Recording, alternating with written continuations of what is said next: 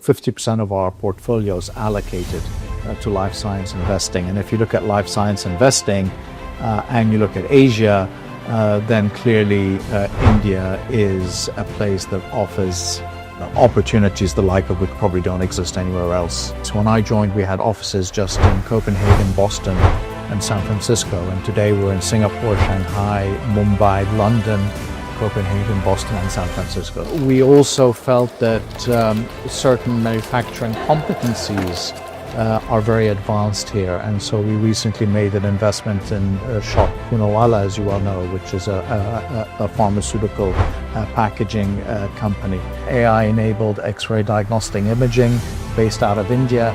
So not surprisingly, I would say that healthcare IT, health tech out of India is proving to be very competitive on an international basis. What if I told you some of the world's biggest investment firms are quietly turning India's healthcare system into a billion-dollar business battlefield? Hi, this is Indranil and welcome to the Spotlight Media and Technology.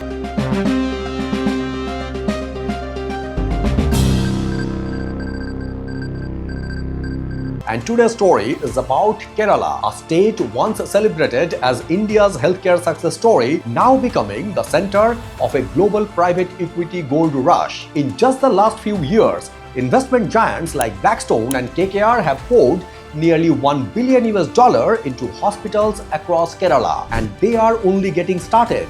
Why?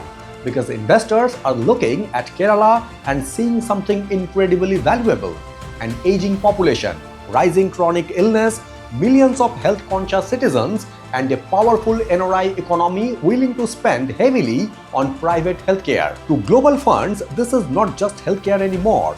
It's a high-growth industry with predictable long-term demand. Think about the numbers. Nearly 94% of medically certified deaths in Kerala are now linked to non-communicable diseases like diabetes, cancer, and heart disease. More than 40% of deaths occur among people above 70 years of age. And despite Kerala's strong public healthcare reputation, most patients still depend on private hospitals. That means one thing for investors: the demand for healthcare is becoming recession-proof. So what's the strategy? Buy hospitals, expand aggressively, add more beds, invest in high-margin specialties like oncology and cardiac care, build premium healthcare networks, then scale fast across India. And that's exactly what is happening. Hospital chains backed by private equity are now expanding into Tamil Nadu, Karnataka, Telangana, Andhra Pradesh, creating massive healthcare empires across South India. But there's where the story becomes controversial. Many independent hospitals built over decades by doctors and local communities are struggling to survive because they simply cannot compete with billion-dollar capital. A corporate-backed hospital can buy robotic surgery systems, advanced AI diagnostics, luxury infrastructure, and attract top specialties with massive salaries. Smaller hospitals, they are getting squeezed out, and critics are sounding the alarm because when healthcare becomes an investment product, profit expectations rise.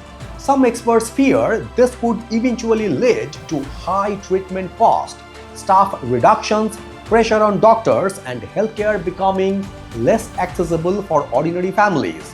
In fact, studies in the United States have already raised concerns about what happens after private equity takes over hospitals: higher operational pressure, rising costs, and questions around patient outcomes.